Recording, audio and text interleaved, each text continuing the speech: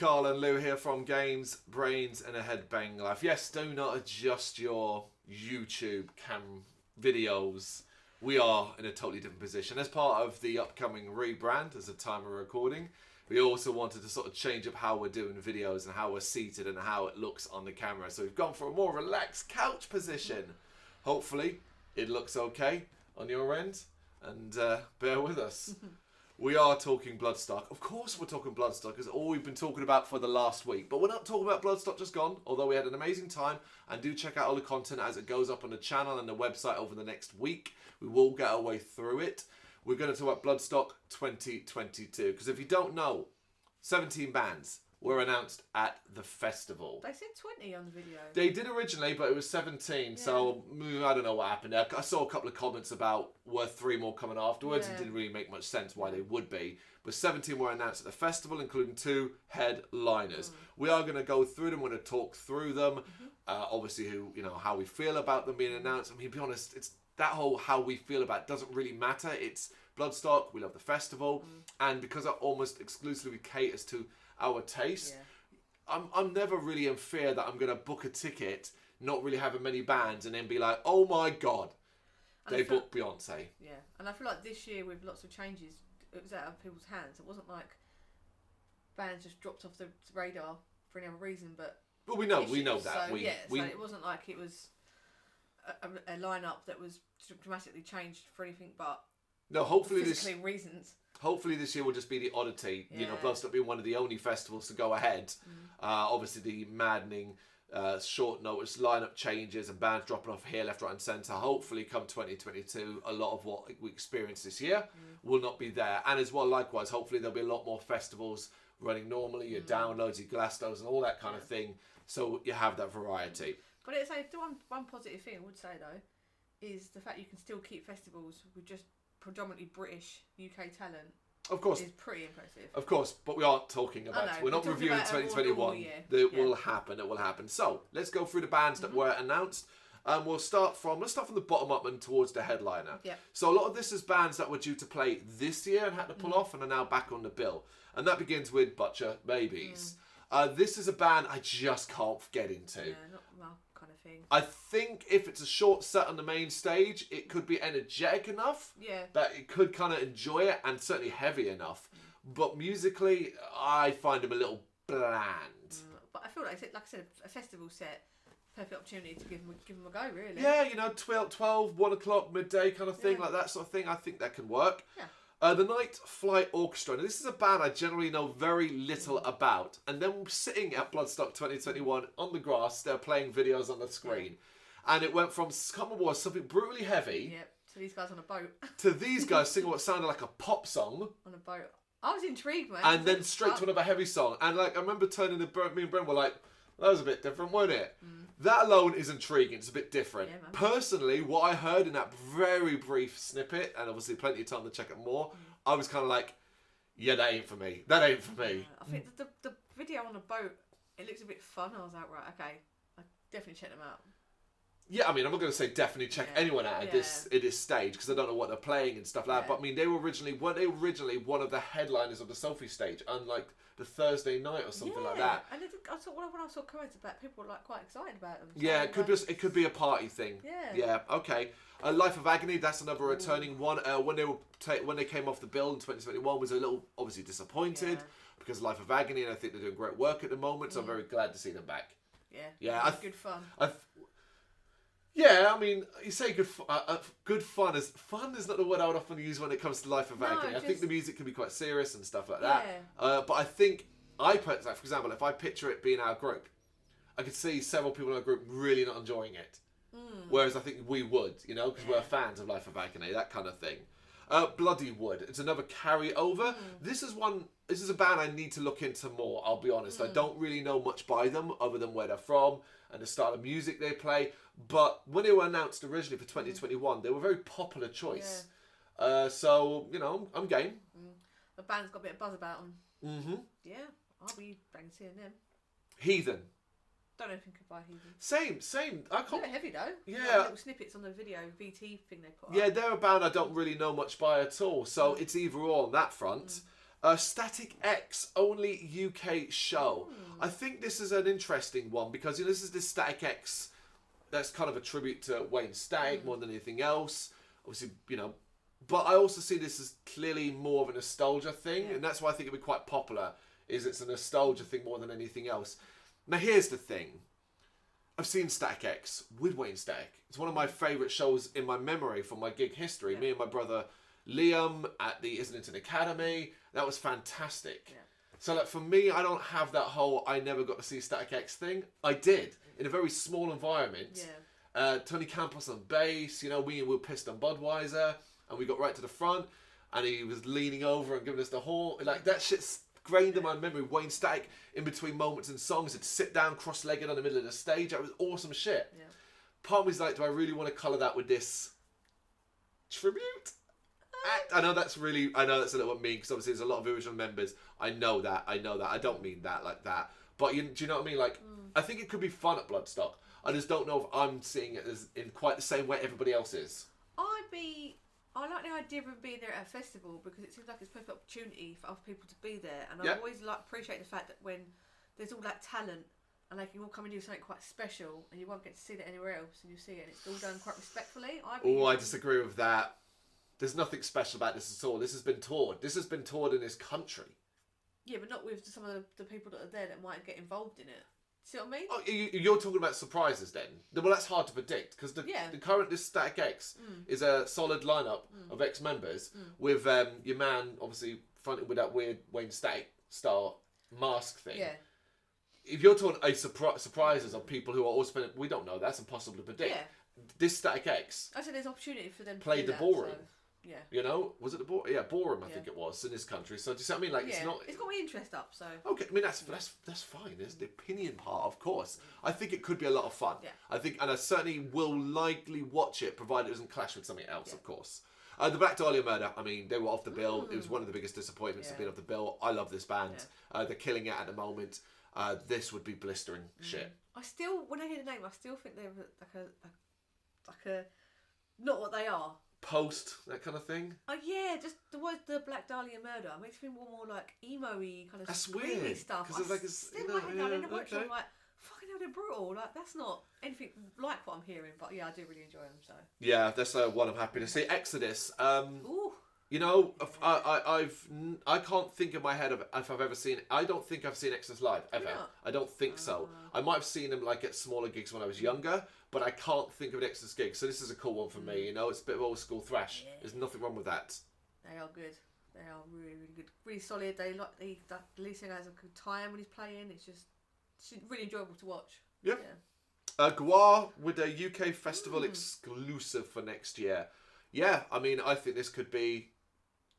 Pretty cool. Well, fun's the right word, but I think it could be quite a visual and entertaining treat. Yep. Do you know? Like, I think this could, and I presume, we don't know stages, of course, but like, this better be on the main stage. Yeah. Like, I think this has to be the main stage, Yeah. I've never seen Gwar, because obviously they're not a band that do tons over here, really, so it would be quite special in that regard, and obviously only UK shows, so it's like, I'm intrigued in that. Okay, Sacred Right carried over. Yep. I wasn't that excited beforehand. Neither excited now. That's a bucket list tick box for me. I've seen Sacred Right. Yeah, do you get that? Do you get the Bloodstock? There are always bands that you like. Oh, they're solid. They've got like a reputation, but just not. Yeah, just not that into them. Yeah, that's simple. Yeah. That's it.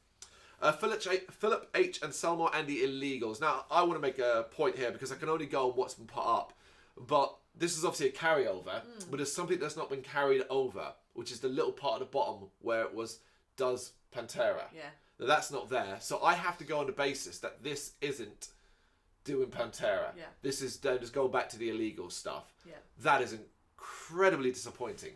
Purely because I like and some of the illegals, some of it, but I also dislike a lot of it. A lot of it, and I know, even if it's a predominantly illegal set, he will chuck in a few Pantera songs here and there, that kind of thing. I completely get that. I mean, I wasn't like, oh my god, I can't wait to do Pantera and stuff like. I wasn't like that originally. I was like, oh, that could be fun. That could be good. It'd be good to hear, those at a festival. At a festival, illegal stuff at a fest. I mean, as if it's short, like it's a half an hour thing, I might be able to enjoy it. I mean, we saw illegal stuff at Hellfest in 2014. And it was pretty good. So it's like, there's talent and stuff like that. I just don't know. I don't think I'm that excited about it. I think we saw like 1 in the morning as well. So like it was crazy. My opinion, that was a bit coloured because I think I nearly passed out, so I went outside the tent. It was heavy on the weed, man. We were choking on the weed. Getting a freaking second high from it.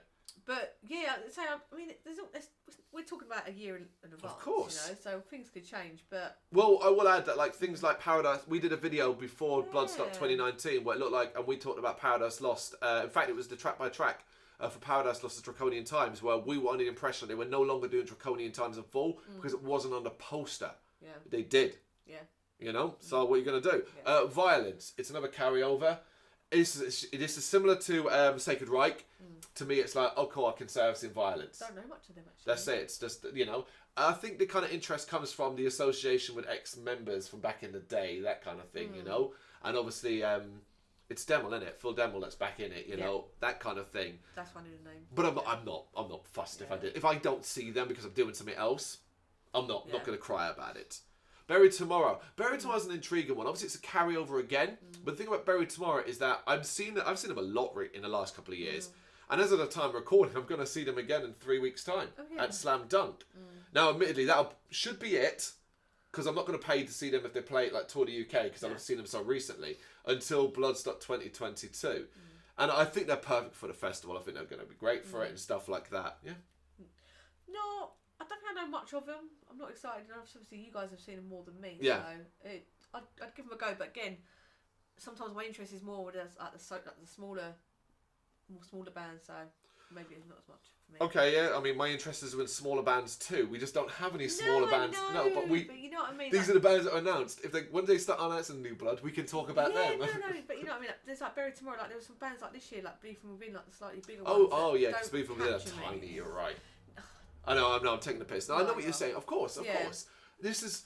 I don't get excited by that and go, oh, sweet. Either do I. Yeah. Either do I. I've seen them too many times to be like, oh yeah. But I'm like, yeah, I think they're a great band, you know. I saw them do like Black Flame in Forward Around Us and stuff like that. Testament. While I'm not actually that big of a fan on record, although the new album is very, very good, whenever I've seen Testament live, they have fucking smashed it. They are brilliant live. This is a perfect band to be at Bloodstock. Yeah. Perfect. I was saying, like, one of my last gigs before lockdown was Testament and Exodus and Death Angel. Yeah. It was fresh-tastic. It was really good. So having them both there it's going to be really good. Yeah, absolutely. For the only UK show of 2020, Dimmy Borgir carried over again.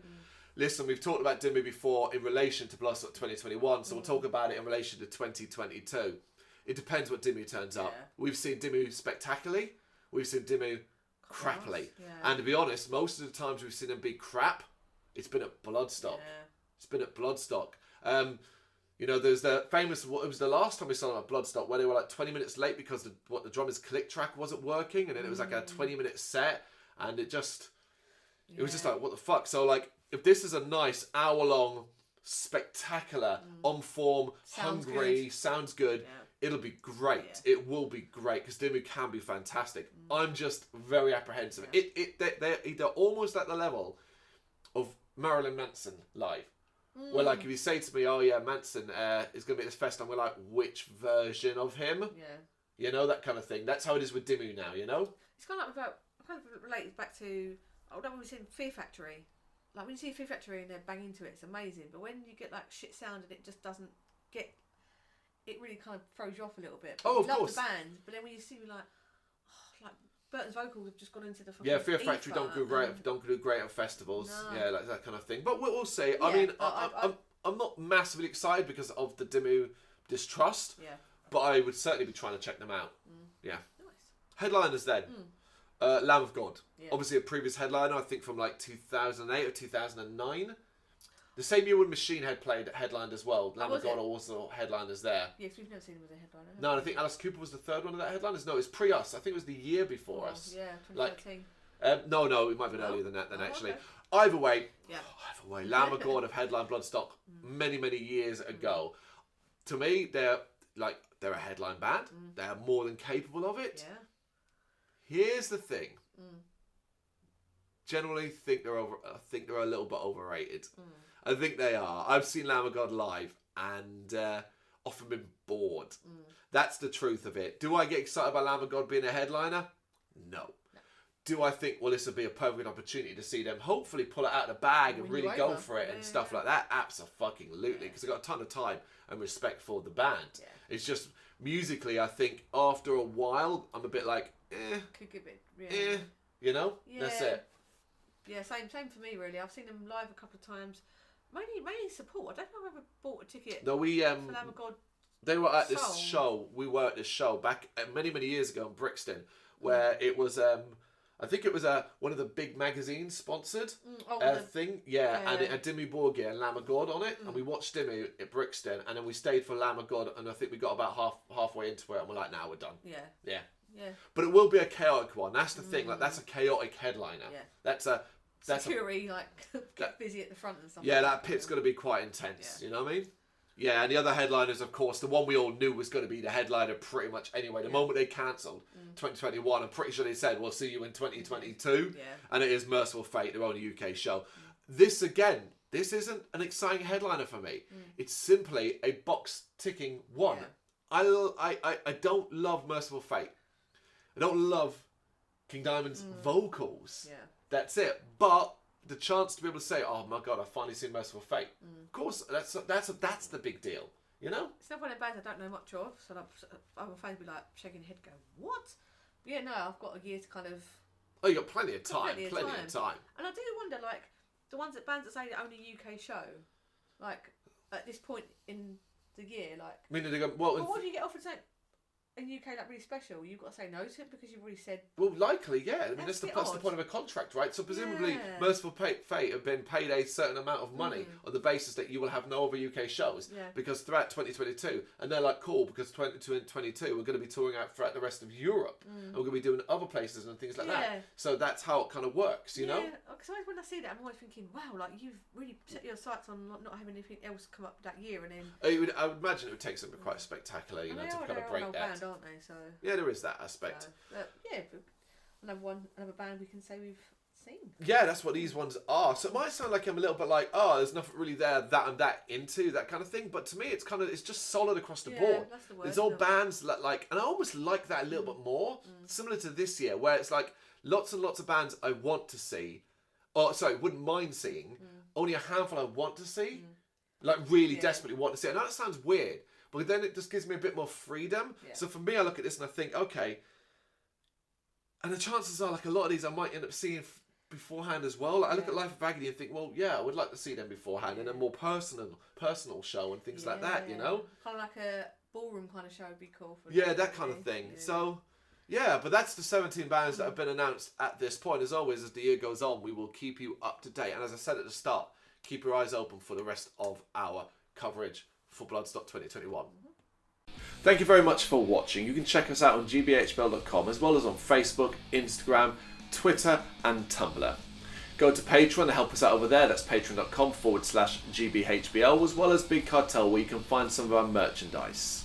We have a podcast running on SoundCloud and Apple Podcasts, and of course, if you like this video, do us a favour, hit the subscribe button and help the channel grow. Games, horror and heavy metal, what else is life for?